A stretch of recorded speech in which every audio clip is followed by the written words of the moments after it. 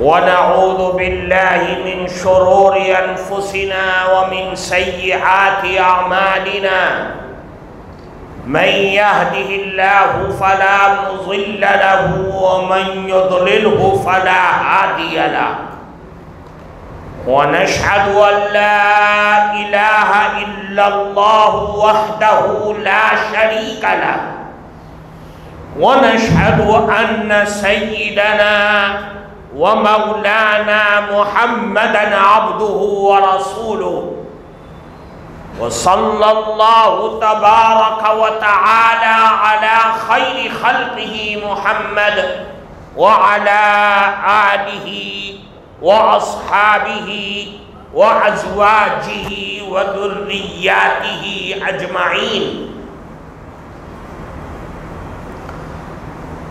أما بعد فقد قال الله تبارك وتعالى في القرآن المجيد: والذين جاهدوا فينا لنهدينهم سبلنا وإن الله لمع المحسنين.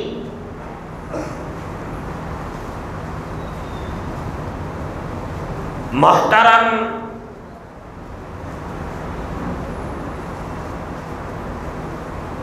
صدر جلسہ، حضرات علماء کرام،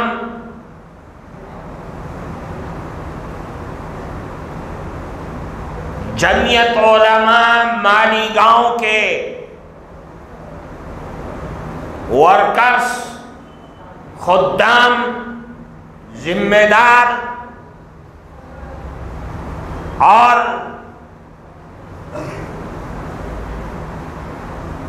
اس مسجد میں موجود ہمارے معزز بزرگوں اور عزیز دوستوں، سب سے پہلے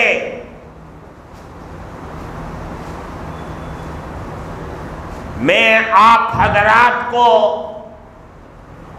مبارکباد پیش کرتا ہوں کہ اللہ نے آپ کے سینوں میں محبت سے بھرا ہوا وہ دل رکھا ہے کہ جس دل کی دھڑکنوں سے آپ آزادی کے جیالوں کو یاد کرتے ہیں، سنتے ہیں، ان کی داستانوں سے عشق و محبت رکھتے ہیں.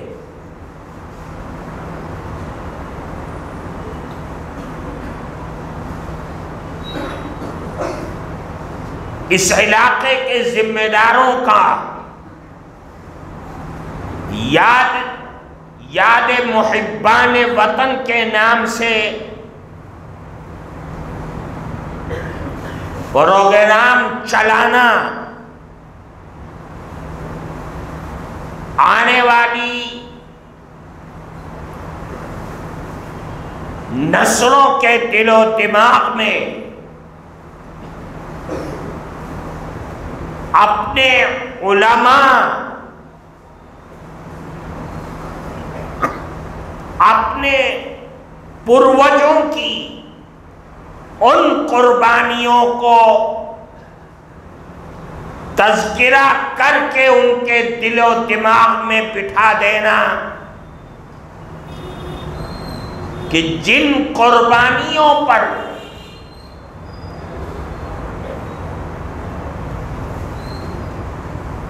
تاریخ کے دشمن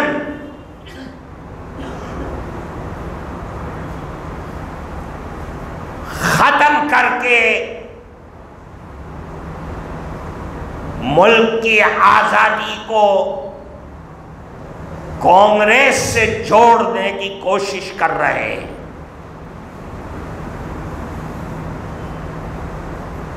لیکن اگر آپ اسی طریقے سے اپنے پروگراموں کو سجاتے رہے، منعقد کرتے رہے، محنت کرتے رہے، آنے والی نسلوں کو بتلاتے رہے،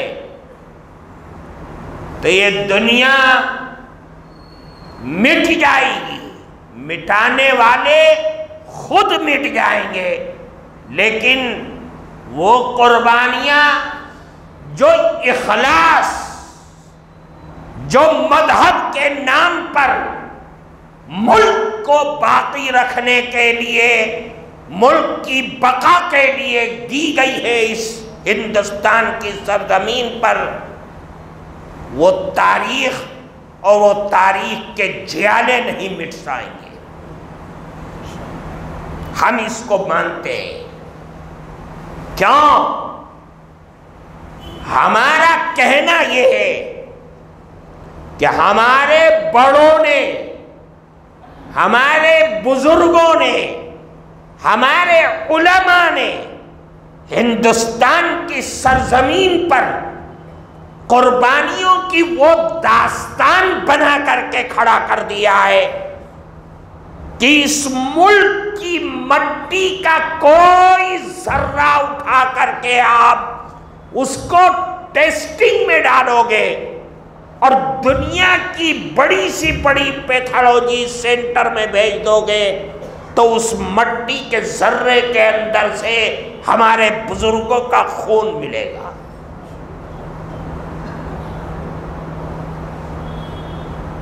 اس لیے یہ اتنا آسان کام نہیں ہے۔ ٹھیک ہے، تاریخ کے پنوں سے تم ان کے ناموں کو نکال سکتے ہو، لیکن وہ نام جو ہمارے سینوں میں لکھے ہوئے ہیں، جو ہمارے دلوں میں لکھے ہوئے ہیں، وہ نام جو ہماری سانسوں میں چل رہے ہیں، ان کو کیسے مٹا سکتے ہو؟ تمہاری اوقات سے باہر ہے۔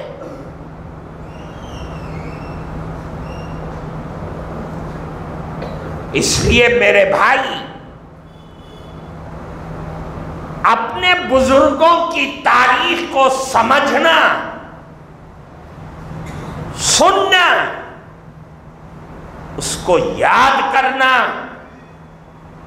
اس کو گاہے بگاہے پڑھنا، یاد رکھیے کہ یہ عمل زندہ قومیت کی نشانی ہے۔ قومیں زندہ رہتی ہیں اپنے پروجوں کی قربانیوں کو یاد کر کے، اور جو قوم اپنے بزرگوں کو بھلا کر کے آگے بڑھنے کی کوشش کرتی ہے، وہ قوم زیادہ دن تک زندہ نہیں رہ پاتی۔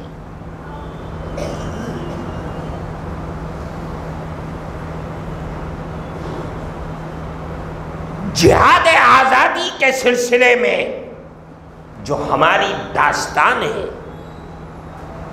وہ سال، 1.5 سال، 2 سال، 20 سال کی نہیں، بلکہ 150 سال کی ایک لمبی داستان ہے۔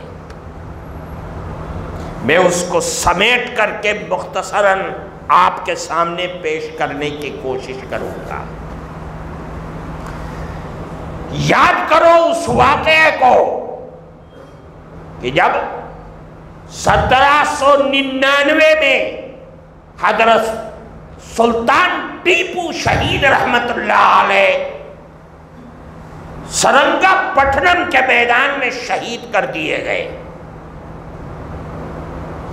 جو انگریز کے سب سے بڑے دشمن تھے، ان کے راستے میں روڑا بنے ہوئے تھے، آپ شہید ہو گئے۔ ایسٹ انڈیا کمپنی نے، انگریز نے یہ کہا کہ آج سے ملک ہمارا ہے. یہ آواز نکلنی تھی. ہواؤں نے اپنے دوش اور کاندھوں پر بٹھا کر کے اس آواز کو اٹھا کر کے ان لوگوں کے کانوں میں پہنچا دیا جو قوم و ملت کا درد رکھنے والے تھے. حضرت شاہ ولی اللہ محدث دہلوی رحمت اللہ علیہ کے کانوں میں پہنچا دیا. آپ یہاں رک کر کے یہ سمجھیے کہ فرانس کا انقلاب آیا. اس انقلاب کے بعد دنیا کے بے شمار ملکوں نے اپنے ملک اور اپنے اختیارات کی آزادی کی لڑائیاں لڑی. تاریخ کہتی ہے کہ لڑی، لیکن کون سی ایسی وجہ ہے کہ ہندوستان کی آزادی کی لڑائی ساری دنیا کے اندر ایک مسئلہ بن کر کے کھڑی ہو گئی؟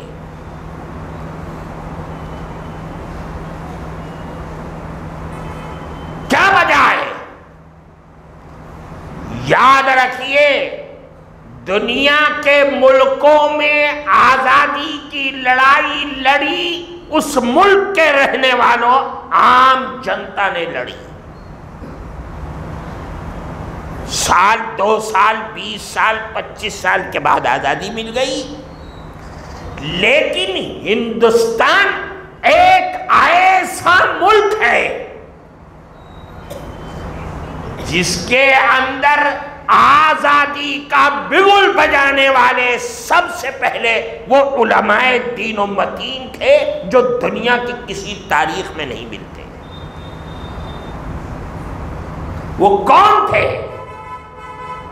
وہ تو پھٹی ہوئی چٹائیوں پر بوریوں پر بیٹھ کر کے قال اللہ اور قال رسول کی صدائیں بلند کرنے والے تھے.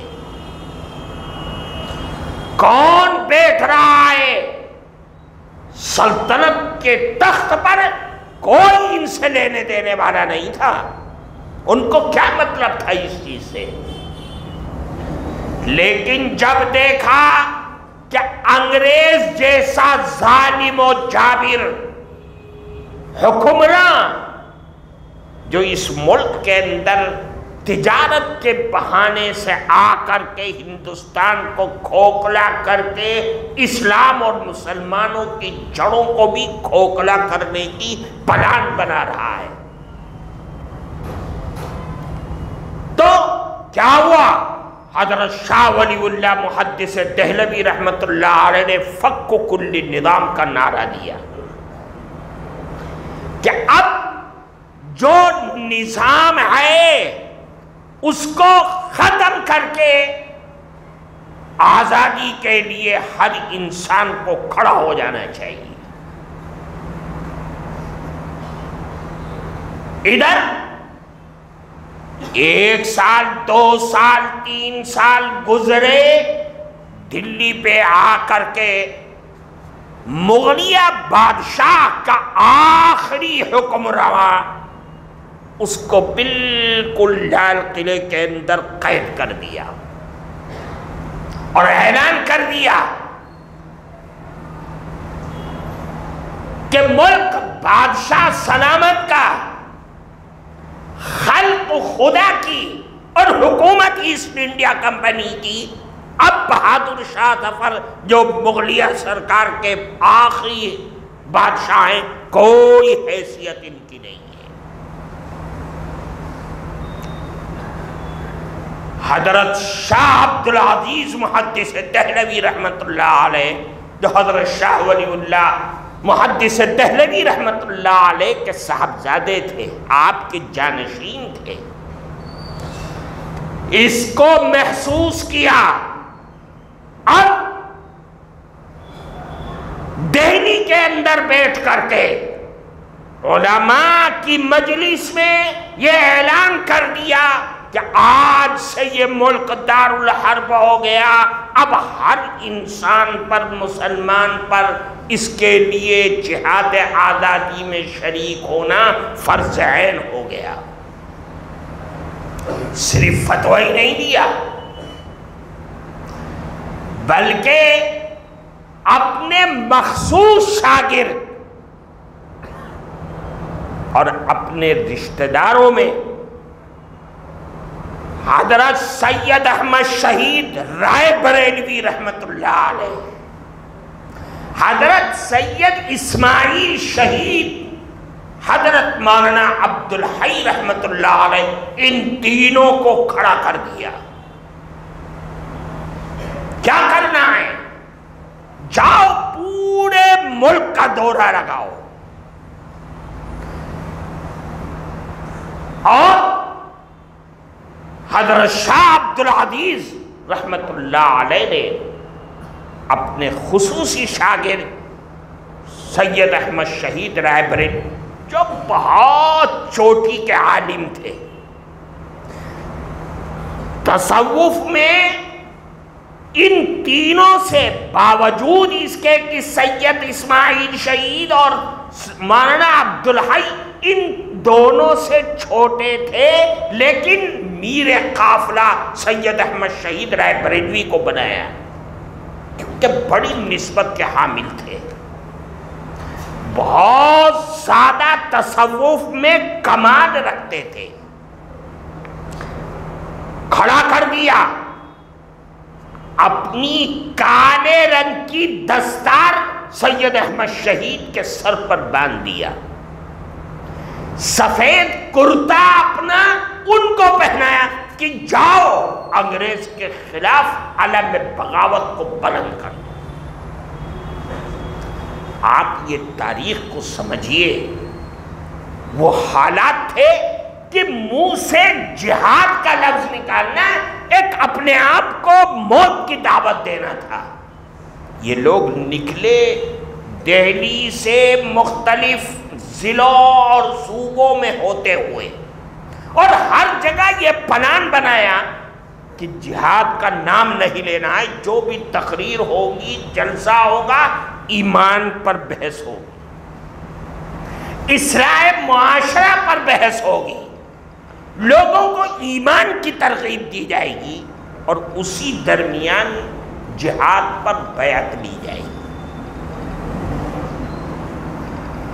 چنانچہ یہ قافلہ چلا اور چل کر کے پورے ملک کا دورہ کیا، آلات حرب اکٹھا کیے، آلات ضرب اکٹھا کیے، جہاد کی ٹریننگ دیا، لوگوں کو لیا، اور لوگوں نے ان حضرات کا اتنا استقبال کیا کہ اپنے جوان لڑکوں کو لوگوں نے جہاد کے لیے چندے میں پیش کر دیا۔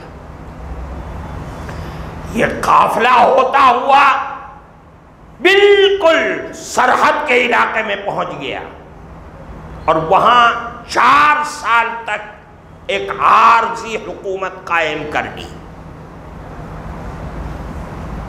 لیکن انگریز اور سید احمد شہید کے قافلے کے درمیان جو سب سے بڑی رکاوٹ بنا ہوا تھا وہ سکھوں کا قافلہ بنا ہوا تھا۔ راجہ رنجیت سنگھ جو انگریز کا وفادار تھا، وہ سید احمد شہید کے سامنے آ کر کے فوج لے کر کے کھڑا ہو گیا۔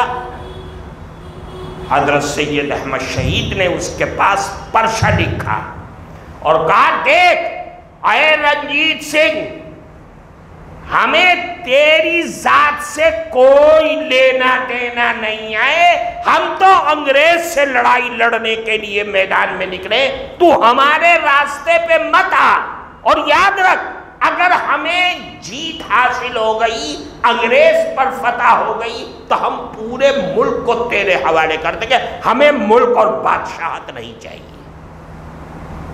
لیکن راستے وہ نہ مانا، اور راستے میں آتا رہا، رکاوٹ بنتا رہا، حضرت سید صاحب کا قافلہ اس کے اوپر حملہ آور ہوتا رہا، اس کو دربدر کرتا رہا۔ لیکن انگریز تو بڑا ہی چابلوس تھا، اس نے اسی درمیان ایک کھیل کھیل دیا۔ کھیل یہ کھیلا کہ سرحدی پٹھانوں میں یہ بات بٹھا دیا کہ یہ جو قافلہ ہے یہ وہابیوں کا قافلہ ہے اور تمہارے لیے مصیبت بن کر کے کھڑا ہو جائے گا۔ یہ حالات آئے تو ان حالات میں تاریخ میں لکھا ہے کہ جب سرحدی پٹھانوں کا دماغ کھسک گیا تو ایک ہی رات میں سید صاحب کے 4000 فوجیوں کو تہہ تیغ کر دیا، شہید کر ڈالا ایک ہی رات کے اندر۔ حضرت سید احمد شہید رائے بریلوی رحمت اللہ علیہ بچے کچھے لوگوں کو لے کر کے بالکل پہاڑوں کے درمیان بالا کوٹ میں جانے کا فیصلہ کر لیا۔ راجہ رنجیت سنگھ تو ہار چکا تھا، اس کا بیٹا تھا شیر سنگھ، وہ 20,000 فوج کو لے کر کے سامنے کھڑا ہو گیا اور لڑائی لڑی، مقابلہ ہوتا رہا۔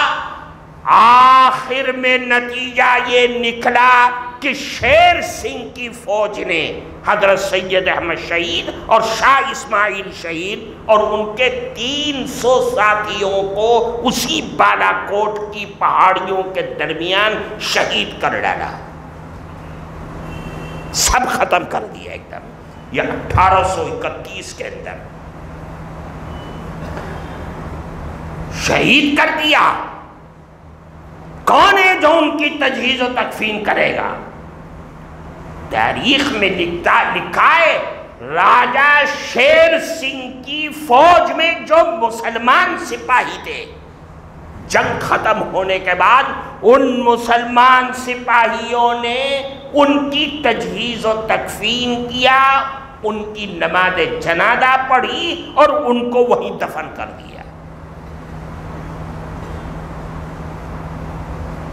یہ قافلے حریت جس کی سربراہی ہو رہی تھی شاہ ولی اللہ رحمت اللہ علیہ، وہ چلے گئے۔ حضرت شاہ عبدالعزیز محدث دہلوی رحمت اللہ علیہ وہ چلے گئے دنیا سے۔ حضرت شاہ اسحاق رحمت اللہ علیہ وہ کمک کو پہنچاتے رہے، امداد پہنچاتے رہے، اور یہ قافلہ آگے بڑھتا رہا۔ 1831 کے اندر شہید ہو گیا۔ لیکن وہ آواز جو دہلی سے اٹھی تھی، بچا کچا قافلہ وہ ادھر سے ادھر بکھر گیا، اور ایک ٹولی علماء کی، علماء صادق پوری، وہ میدان میں آ کر کے کھڑے ہو گئے پٹنہ کے علاقے میں۔ جو لوگ کلکتہ میں تھے وہ کلکتہ میں کھڑے ہو گئے، لیکن باز نہیں آئے، ڈرے نہیں، احساس کمتری کا شکار نہیں ہوئے۔ امیر جماعت شہید ہو گیا کہ تھک ہار کر کے نہیں، کیونکہ یہ علماء کی جماعت اپنا مذہب سمجھ کر کے میدان میں کودی تھی، ان کے ہاں ہار اور کا کوئی مسئلہ ہی نہیں تھا، نہ موت کا ڈر تھا۔ یہ تو شہادت کا ایک جذبہ تھا جو لے کر کے کھڑے ہوئے تھے کہ اپنے ملک کی آزادی کے لیے ہمیں جانوں کو قربان کرنا ہے۔ یوپی کے علاقے میں مراد آباد، شاہجہاں پور، لکھنؤ، اور یہ پورا سلسلہ چلتا رہا، آزادی کا بگل بجاتے رہے اور انگریز سے ٹکر لیتے رہے۔ یہ چلتا چلتا قافلہ اور یہ چنگاری یہ پہنچی میرٹھ، مظفر نگر، سہارنپور، کیرانا ان علاقوں میں جب پہنچی تو پھر انگریز کے ظلم کی انتہا نہ رہی۔ اب دیکھیے 3 ہیں جو چوٹی کے عالم ہیں، کہاں بیٹھے ہوئے ہیں؟ بالکل تھانہ بھون کے اندر ایک مسجد میں 3 بزرگ ہیں، حضرت حاجی امداد اللہ مہاجر مکی، حضرت حافظ ضامن شہید رحمت اللہ علیہ، حضرت شیخ محمد رحمت اللہ علیہ۔ یہ تینوں بزرگ ایک ہی شیخ کے مرید تھے اور خلیفہ تھے، حضرت میاں جی نور محمد جھنجھانوی رحمت اللہ علیہ، حضرت حاجی امداد اللہ صاحب اور حضرت حافظ ضامن۔ یہ تصوف کے امام تھے لیکن پورے مولوی نہیں تھے۔ حضرت شیخ محمد رحمت اللہ علیہ پورے مولوی تھے، عالم بھی تھے، محدث بھی تھے، مفتی بھی تھے۔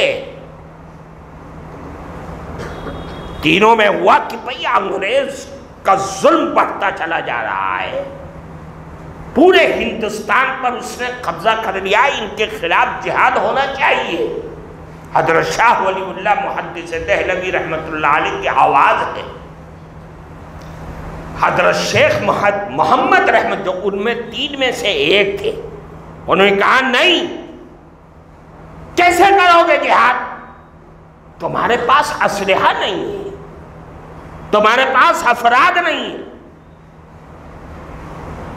کوئی ضرورت نہیں ہے، اپنا بیٹھے رہو مسجد کے اندر، اللہ کرے گا ان کا انتظام۔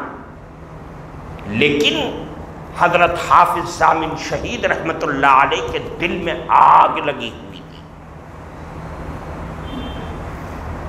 بہت دنوں تک بحث ہوتی رہی، چرچا ہوتا رہا، لیکن سب دونوں کے دونوں حضرت شیخ محمد رحمت اللہ علیہ کے آگے بالکل خاموش ہو جاتے تھے۔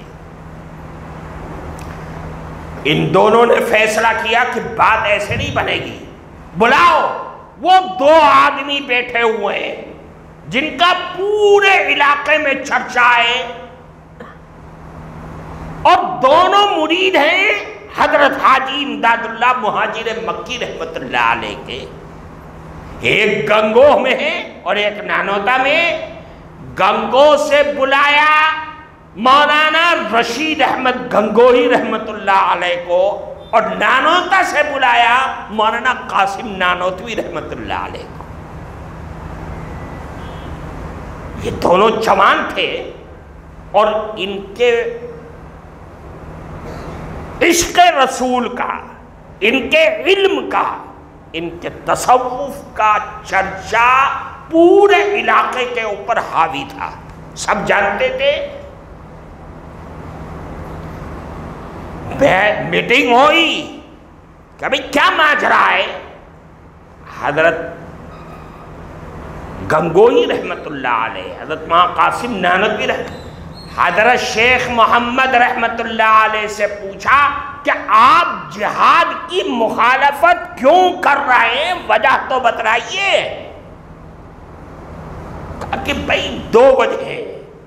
پہلی وجہ یہ ہے کہ ہمارے پاس اس سے مقابلہ کرنے کے لیے ہتھیار نہیں ہیں، اور جب آلات حرب اور آلات ضرب نہ ہو تو لڑ کر کے کیا کرو گے؟ مرنے کے لیے تھوڑی لڑنا ہے، کیا دشمن مجھ کو کاٹ کے چلا جا؟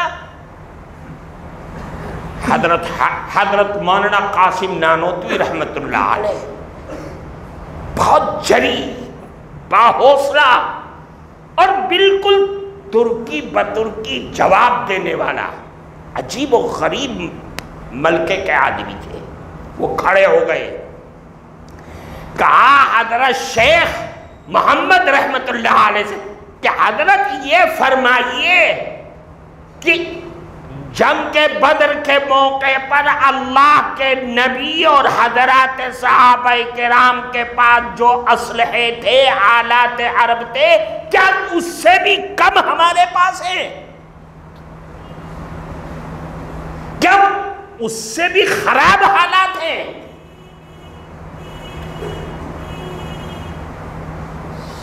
ایسا لگتا تھا کہ پورے مجمع میں سناٹا آ گیا۔ حضرت حافظ ضامن شہید رحمت اللہ علیہ نے کہا کہ بس آج سے مجھ کو شرح صدر ہو گیا، اب تو ضرور جہاد ہوگا۔ کہا کہ اچھا، حضرت شیخ محمد رحمت اللہ علیہ بھی خاموش ہو گئے، کیا جواب دے سکتا تھا کون؟ پھر کہا چلو مان لیا کہ وہ نہیں ہے، لیکن یہ بتلاؤ کہ جہاد کے لیے امیر ہونا ضروری ہے۔ ہم میں سے کون امیر ہے؟ ہمارے ہاں تو کوئی امیر نہیں ہے۔ حضرت مولانا قاسم نانوتوی رحمت اللہ علیہ پھر کھڑے ہو گئے، فرمایا کہ حضرت امیر بنانے میں کیا دیر لگتی ہے؟ آج سے ہم امیر بناتے، اعلان کرتے ہیں کہ امیر المومنین ہمارے درمیان حضرت حاجی امداد اللہ مہاجر مکی رحمت اللہ علیہ۔ بس یہ کہنا تھا کہ سب بالکل خاموش ہو گئے۔ حضرت حاجی صاحب کی شخصیت ایسی تھی، کون اس کا انکار کر سکتا تھا؟ سب خاموش ہو گئے، اور حضرت حاجی صاحب کے ہاتھ پر بیعت ہو گئی وہیں کے وہیں۔ امیر چن لیا گیا۔ اب مسئلہ آیا کہ سپہ سالار کس کو بنایا جائے، تو اسی مجلس میں طے ہو گیا کہ سپہ سالار افواج حضرت مولانا قاسم نانوتوی رحمت اللہ علیہ رہیں گے۔ اچھا، قاضی کس کو بنائیں؟ یہ طے ہوا کہ قاضی حضرت مولانا رشید احمد گنگوہی رحمت اللہ علیہ رہیں گے، اور کسی کو میمنہ، کسی کو دائیں محاذ پر، کسی کو بائیں محاذ پر ساری سیٹنگ کر لیا اور جہاد کی تیاری کا اعلان کر دیا۔ جب دنیا والوں کو یہ پتا چلا کہ حاجی امداد اللہ مہاجر مکی کو امیر المومنین بنا دیا، ان کو قاضی بنا دیا، یہ دونوں جوان بھی جہاد کے میدان میں آ گئے، ساری دنیا آس پاس کے لوگ سمٹ کر کے جہاد کے اوپر بیعت کرنے کے لیے تھانہ بھون میں جمع ہو گئے۔ اس زمانے میں لوگ اسلحہ رکھتے تھے اپنے پاس، بندوق تھی توڑنے والی، منہ سے نکال کر کے کارتوس لگانے والی، اس زمانے میں وہی چلتی تھی۔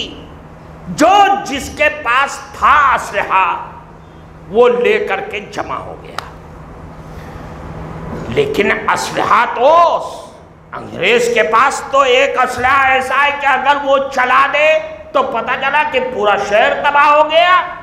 توپ تو ہے نہیں بھائی، بلم برچھا ہے، بندوقیں ہیں، لیکن توپ تو نہیں ہے۔ توپ کیسے حاصل کیا جائے؟ پتہ یہ چلا کہ سہارنپور سے انگریز کا قافلہ توپ لے کر کے شاملی جا رہا ہے۔ بس پھر کیا تھا، ان حضرات کے رگوں میں جو خون دوڑ، اس نے جوش مارا۔ مولانا رشید احمد گنگوہی رحمت اللہ علیہ، آپ دیکھیے کہ اب کیا ہوتا ہے۔ 40 مجاہدین آزادی کو لے کر کے اس راستے پہ چھپ کے بیٹھ گئے کہ جس راستے سے انگریز وہ توپ لے کر کے گزر رہا تھا۔ رات کا وقت تھا، کہا کہ دیکھو جب میں آواز لگاؤں تو سب ایک ساتھ فائر چلا دینا، اس سے پہلے کوئی نہ چلائے۔ 40 آدمی ایک باغ میں چھپ کر کے بیٹھ گئے. جیسے ہی انگریز کا قافلہ توپ لے کر کے آیا ایک ساتھ سب نے فائر کھول دیا. سارے انگریز چھوڑ کر کے بھاگ گئے کہ نہ جانے ہزاروں کی تعداد میں یہاں چھپے ہوئے ہیں. حضرت مولانا رشید احمد گنگوئی نے وہ توپ گھسیٹ کر کے حضرت حاجی امداد اللہ مہاجر مکی کے پاس کڑ گردی رہتی. پھر کیا تھا؟ پھر تو حوصلے بڑھ گئے. جو کچھ کم ہمتی سی وہ بھی ختم ہو گئی. اب تو اگلا قدم آگے بڑھانے کے لیے حوصلے پیدا ہو گئے. چنانچہ بڑھتے بڑھتے 1857 کی لڑائی شاملی کے اندر پیش آئی. کہ اب چل کر کے شاملی کا وہ علاقہ کہ جہاں انگریز کی فوج ہے، اسلحے، اس پورے تھانے کو لوٹ لیا جائے. اچھا جی، سب لوگ چل دیے. جو دروازہ اس کا بند تھا ان لوگوں نے اس کو آگ لگا دیا. اندر گھس گئے، اسلحے لے لیے، لوٹ لیے. سپاہی انگریز کے مارے جا رہے ہیں، لیکن قدرت کا کرشمہ تو کچھ اور کہہ رہا تھا. حضرت حافظ ضامن شہید رحمت اللہ علیہ کے پیٹ میں گولی لگی اور آپ زمین پر گر گئے. پوری لڑائی کا نقشہ پلٹ گیا. ایسا لگتا تھا، مورخین لکھتے ہیں، ایسا لگتا تھا کہ 1857 کی یہ ساری لڑائیاں، یہ ساری کشمکش، یہ جہد مسلسل، یہ قربانیاں، یہ ساری چیزیں حضرت حافظ ضامن کی شہادت کے لیے پیش آئی تھی. ایسا لگتا تھا. حالات بدل گئے.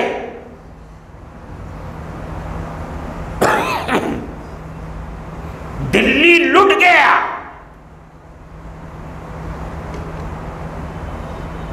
تقریباً 30,000 علماء کرام کو پھانسی کے پھندوں پر لٹکا دیا گیا. بعض لوگوں کو توپ کی نال کے آگے رسیوں سے باندھ کر کے توپ چلا دی گئی اور چتھڑے اڑ گئے ہوا کے اندر.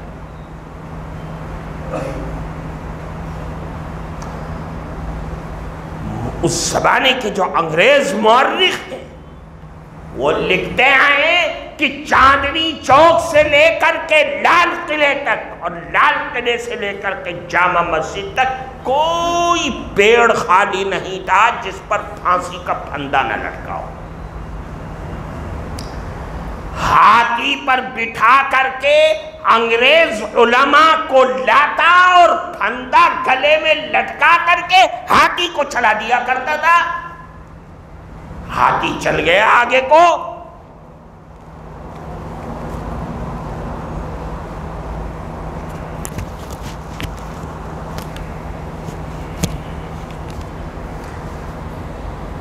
اور علماء کی لاش اس پھندے میں لٹک کر کے بعض انگریزی کا آرٹ بن جایا کرتی تھی. کیا حالات تھے. اور ادھر تھانہ بھون کا کیا کیا؟ ایک رات کے اندر 1000 لوگوں کو شہید کر ڈالا. تھانہ بھون خالی ہو گیا، اجڑ گیا. 2 سال تک تھانہ بھون میں ایسا لگتا تھا جیسے یہاں کوئی شہر آباد ہی نہیں تھا. سب بالکل مسمار کر کے رکھ دیا. جب 2 سال کے بعد معافی کا اعلان ہوا تو دیکھو عجیب و غریب چیز لکھا ہے. 132 لوگوں کی لاش پھندے پر لٹکی ہوئی تھی. جب 2 سال کے بعد لوگ تھانہ بھون میں واپس آئے تو اسی طرح لٹکی ہوئی ملی. نہ کوئی خراش تھا، نہ پھٹی تھی، نہ سڑی تھی، نہ بدبو تھی، نہ کسی جانور نے کھا. اسی طریقے سے لٹکی ہوئی تھی جیسے معلوم ہوتا ابھی ان کو پھانسی دی گئی ہے. 2 سال کی مدت میں بھی یہ کیفیت رہی. پھر لوگوں نے اس کو اتار کر کے نہلا دھلا کر کے اور پھر اس کو جو ہے دفن کیا. یہ ظلم تھی. لیکن وہ علماء اس ظلم کو برداشت کرتے رہے. سب کچھ کیا لیکن ایک قدم پیچھے نہیں ہٹے، آگے بڑھتے رہے، آگے بڑھتے. کیوں؟ اس آزادی کا رشتہ کسی مفاد کی بنیاد پر نہیں تھا بلکہ صرف مذہب کی بنیاد پر تھا. اور جب مذہب کا جنون آتا ہے تو دنیا کی بڑی سی بڑی طاقتیں اور رکاوٹیں ہیچ ہو جاتی ہے، بیکار ہو جاتی ہے، بے حیثیت ہو جاتی ہے. چنانچہ اب حضرت حاجی امداد اللہ مہاجر مکی وہ مکہ مکرمہ ہجرت کر گئے. وارنٹ تھا ان کے خلاف. مولانا رشید احمد گنگوئی کو مخبر نے اطلاع دی، وہ قید کر لیے گئے. مولانا قاسم نانوتوی کبھی ادھر کبھی ادھر کبھی ادھر، وہ ان کے ہاتھوں میں آ نہ سکے، باوجود اس کے کہ بالکل سامنے کھڑے ہیں پھر بھی نہیں آئے. وہ ایک واقعہ ہے. مولانا رحمت اللہ کیرانی وہ یہاں سے ہجرت کر کے چلے گئے مکہ مکرمہ. وہاں مدرسے سہولتیہ قائم کر لیا. جو جاننے والے ہیں، جنہوں نے دیکھا ہے وہ جانتے ہیں. لیکن آگ تو بجھی نہیں ہے. جب عام معافی کا اعلان ہوا، مولانا رشید احمد گنگوئی چھڑ گئے، مولانا قاسم نانوتوی باہر آ گئے. اب تو کچھ اور ہی نقشہ ہے کہ چپے چپے میں عیسائی مشنریز کے پوپ اور پادری کام کر رہے ہیں. کیا کر رہے؟ وہ مجاہدین جو انگریز کی دشمنی میں جنہوں نے قربانیاں دے دی، ان کی اولاد کو ہاتھ میں لے کر کے کہ ہمیں دو، ہم ان کو فری میں پڑھائیں گے، کھانا دیں گے، کتابیں دیں گے، رہائش ہمیں دے دو. کیا منشا تھا؟ کہ یہ رہے تو ہندوستانی لیکن ان کا دل اور دماغ انگریز کا بن جائے.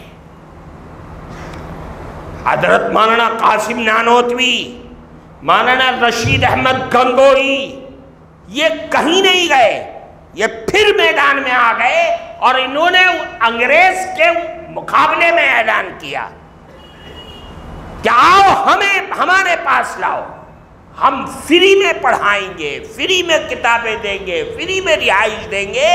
اور 1866 کے اندر دارالعلوم کی بنیاد ڈال دی. ابھی جہاد آزادی کی وہ تحریک بجھی تھوڑی ہے. کیوں بنایا دارالعلوم؟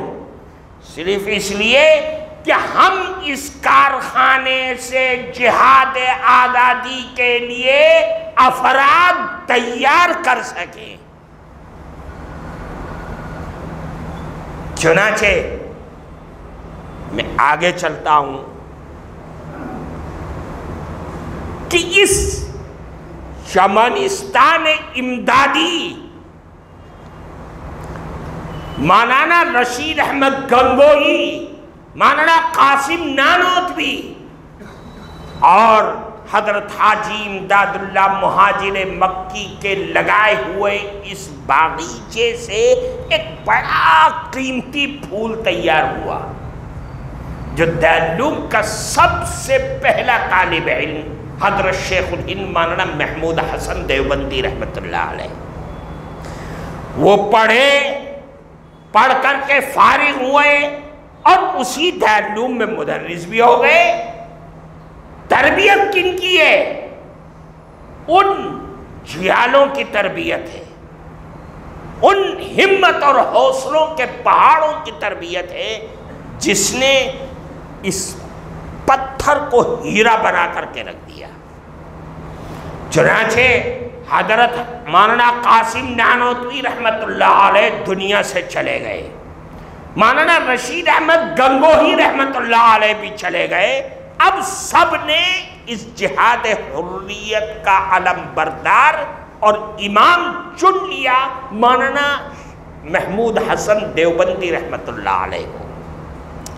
انہوں نے تحریک چلائی، افراد تیار کیے، کون؟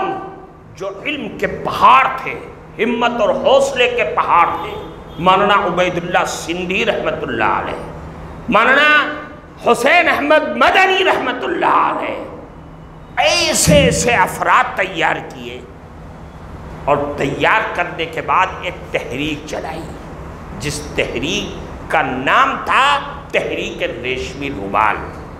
ہم اور آپ نہیں سمجھتے، ایک مدرسے میں پڑھنے والا انسان، مدرسے کی زندگی سے وابستہ انسان، اور اس نے ایسی تحریک چلائی کہ جس تحریک نے پورے دنیا کے اندر ہندوستان کی آزادی کے لیے افراد کو کھڑا کر دیا جا کر کے۔ تصور آج تو بہت آسان ہے، اس زمانے میں کوئی راستہ نہیں تھا ادھر سے ادھر اپنی تحریک کو پہنچانے کا، لیکن کہاں دیوبند اور کہاں سندھ کا علاقہ بالکل افغانستان کی سرحد پر، وہاں ایک آزاد حکومت بنا لی جا کر کے مولانا عبید اللہ سندھی رحمت اللہ علیہ، راجہ مہندر پرتاپ سنگھ اس کو اس آزاد حکومت کا صدر بنا دیا، اور یہ احباب وہاں کام کرتے رہے۔ مولانا برکت اللہ بھوپالی گئے وہاں پہ اور اس تحریک کے اندر شریک ہوئے۔ خود مولانا محمود حسن دیوبندی رحمت اللہ علیہ حجاز چلے گئے، مدینہ منورہ اور مکہ مکرمہ۔ کیوں؟ اس تحریک کا خلاصہ یہ تھا کہ ایک ہی تاریخ میں اندرون ملک بغاوت اور بیرون ملک سے حملہ کر کے انگریز کی نیند حرام کر دی جائے۔ چنانچہ پوری تحریک پوری پلاننگ ہو گئی۔ غالب پاشا، انور پاشا، ان سے بات چیت ہو گئی اور اس نے تحریر بھی دے دیا۔ غالب پاشا نے، غالب نامہ کے نام سے وہ تاریخ کی کتابوں میں آتا ہے، حضرت شیخ الہند رحمت اللہ علیہ کو ہندوستان بھیجنا ہے، یہ پرچہ کیسے بھیجے؟ کوئی راستہ نہیں ہے، انگریز کے جاسوس لگے ہوئے۔ انہوں نے لکڑی کا ایک صندوق بنایا اور اس صندوق کے پٹروں کے درمیان کھود کر کے اس پرچے کو اس کے اندر رکھ دیا کہ ہندوستان میں اسے لے جا کر کے فلاں فلاں فلاں فلاں لوگوں کو دے دے رہا۔ اس طرح وہ یہاں پہنچا اور یہاں سے مولانا عبید اللہ سندھی رحمت اللہ علیہ کے پاس پہنچ گیا۔ وہاں سے مولانا عبید اللہ سندھی نے اپنی پوری کارگزاری لکھ کر کے، اب بھیجنا ہے، امیر تو بیٹھے ہوئے مدینہ منورہ کے اندر، وہاں بھیجنا ہے، کیسے بھیجے؟ انہوں نے ریشمی رومال پر اس تحریر کو لکھا تاکہ کسی کو شک نہ ہونے پائے۔ رومال کا کیا پتہ چلتا ہے؟ وہ لے کر کے وہاں گئے اور بیچ راستے میں وہ راز فاش ہو گیا، انگریزوں کے ہاتھ لگ گئی۔ اور پھر کیا تھا؟ ادھر ترکیوں کی حکومت گر گئی، حضرت شیخ الہند رحمت اللہ علیہ کو انور پاشا، غالب پاشا نے انگریزوں کے حوالے کر دیا۔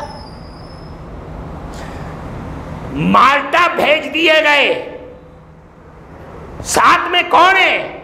مولانا حسین احمد مدنی رحمت اللہ علیہ، مولانا وحید میاں رحمت اللہ علیہ، مولانا عزیر گل رحمت اللہ علیہ اور حکیم نصرت حسین صاحب۔ یہ 5 آدمیوں کا قافلہ 3 سال 7 مہینہ تقریباً جیلوں میں رہے مالٹا کے اندر۔ اب آپ دیکھیے ادھر کیا ہو رہا ہے، ادھر تو حضرت شیخ الہند رحمت اللہ علیہ کے جیالے کام کر رہے ہیں، کبھی جمعیت الانصار بناتے، کبھی ثمرۃ التربیت بناتے اور میدان کے اندر اترے ہوئے۔ حضرت شیخ الہند رحمت اللہ علیہ نے پلان یہ بنایا کہ مسلمان اور ہندو دونوں کو شریک کر کے اور جہاد آزادی کی لڑائی لڑی جائے۔ اگر یہ نہ ہوا تو پھر مشکل ہو جائے گا ہندوستان کو آزاد کرانا۔ چنانچہ حضرت شیخ الہند رحمت اللہ علیہ ابھی رہائی نہیں ہوئی، اطلاعات مل رہی ہے 1919 میں ان کے لیے ایک پلیٹ فارم بنایا جس کا نام جمعیت علماء ہند رکھا۔ کیا تھا مقصد؟ جمعیت علماء کی بنیاد میں یہ چیز شامل ہے کہ کانگریس جو سرکار بنا کر کے کام کر رہی ہے اس کو پوری طریقے سے علماء کی سرکردگی میں اس بات پر آمادہ کرنا کہ ملک کی آزادی کے لیے ہم اور آپ کھڑے ہوں گے، اگر اس سے تھوڑا سا پیچھے ہٹو گے تو ہم آپ کا ساتھ نہیں دیں گے۔ مسلمانوں کے دینی اور مذہبی معاملات کے اندر کوئی جماعت بنے، ایک چیز ایسی جماعت بنے جس کے سر پر آوردہ حکمراں صرف اور صرف علماء ہوں، اس کے لیے جمعیت علماء کو قائم کیا گیا۔ سب سے پہلے صدر عارضی طور پر مفتی کفایت اللہ صاحب رحمت اللہ علیہ کو بنا دیا۔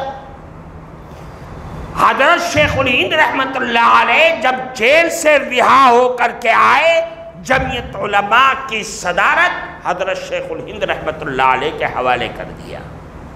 آپ نے ملک کا دورہ کیا، تجاویز پاس کی اور یہ کہا کہ اس ملک کی آزادی کے لیے ہندو مسلمان ایک ہو کر کے لڑیں گے تبھی کامیابی ملے گی، لیکن شرط ہے کوئی ایک دوسرے کے مذہبی معاملات میں دخل اندازی نہیں کرے گا۔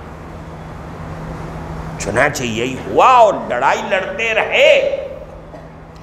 حضرت شیخ الہند رحمت اللہ علیہ 1 سال کے بعد دنیا سے رخصت ہو گئے۔ آپ شیخ الہند کے اس قافلے سے، اس باغیچے سے جو سب سے بڑا پھول بن کر کے تیار ہوا، جو حضرت شاہ ولی اللہ اور حضرت شاہ عبدالعزیز محدث دہلوی رحمت اللہ علیہ کا حقیقی پرتو تھا، حضرت شیخ الاسلام مولانا حسین احمد مدنی رحمت اللہ علیہ، انہوں نے اس تحریک کو آگے اٹھا لیا، ترک موالات کا فتویٰ دیا، مقدمات چلائے گئے، جیلوں کی سلاخوں میں بند کیے گئے، تکلیفیں سہی، لیکن اپنے علماء، اپنے بزرگوں کے نقش قدم سے ایک قدم پیچھے نہ ہٹایا، نہ کسی سرکار سے، نہ کسی تنظیم سے، نہ کسی جماعت سے ایک آنے کا بھی سودا کرنا گوارا نہیں کیا۔ چنانچہ تاریخ یہ بتاتی ہے کہ ان حضرات کے قربانیاں رنگ لائیں اور 1947 میں ملک آزاد ہو گیا۔ لیکن آزادی کے بعد جو صورتحال سامنے آئی وہ تو بڑی عجیب و غریب تھی کہ ملک تقسیم ہو گیا، اور ملک تقسیم اس طرح سے ہو گیا کہ مسلمانوں کی ساری طاقت بکھر گئی۔ اب ایک طرف کھڑے ہوئے ارباب اقتدار، اکثریت کو ماننے والے لوگ کہ ان مسلمان نے اپنا ملک اسلام کے نام پر لے لیا، اب یہ ملک ہندو اسٹیٹ بننا چاہیے۔ کون تھا میدان میں؟ سب تو چلے گئے پاکستان۔ گنے چنے چند لوگ، حضرت شیخ الاسلام مولانا حسین احمد مدنی، مولانا ابوالکلام آزاد، مولانا حفظ الرحمان سیوہاروی، یہ مولانا احمد سعید، یہ تمام لوگ میدان میں آ گئے اور نہرو جی کا ہاتھ پکڑ لیا کہ ہم نے آپ سے یہ وعدہ لیا تھا کہ جو آزادی کے وقت قریب آ رہے ہیں اس ملک کا قانون سیکولر قانون بنے گا، وہ وعدہ پورا کریے۔ ہم نہیں جانتے کس نے پاکستان لیا ہے، مجرم وہ ہیں جنہوں نے لیا ہے، مجرم وہ ہیں جنہوں نے پاکستان کے بننے پر دستخط کیے۔ ہم تو کل بھی مخالف تھے، آج بھی ہم تقسیم کے مخالف ہیں۔ چنانچہ یہ ملک آزاد ہوا، تقسیم ہونے کے باوجود اس ملک کا قانون سیکولر قانون بنا، اور آج ہم اس کے درمیان میں رہ کر کے آزادی کی سانس لے رہے ہیں، اللہ اکبر کی صدائیں بلند کر رہے ہیں۔ یہ ان بزرگوں کا اور علماء کا دیا ہوا ایک تحفہ ہے۔ میرے بھائی، یہ آزادی کی داستانیں جو میں نے آپ کو سنائی ہے، ہمارے بزرگوں کی شان ہے۔ پتا پتا بوٹا بوٹا حال ہمارا جانے ہے، جانے نہ جانے گل ہی نہ جانے باغ تو سارا جانے۔ ان علماء کی شان یہ تھی کہ وہ پلیٹ فارم تو بدلتے رہے لیکن کبھی ہمت ہار کے نہیں بیٹھے، اور کہنے والے نے کہا کباب سیخ ہیں ہم، کروٹیں ہر سو بدلتے ہیں، جو جل اٹھتا ہے یہ پہلو تو وہ پہلو بدلتے۔ آگ کی گرمی سے باہر آ کر کے بیٹھ نہیں، جلیں گے تو کیا ہوا، دوسرا پہلو جلاؤ۔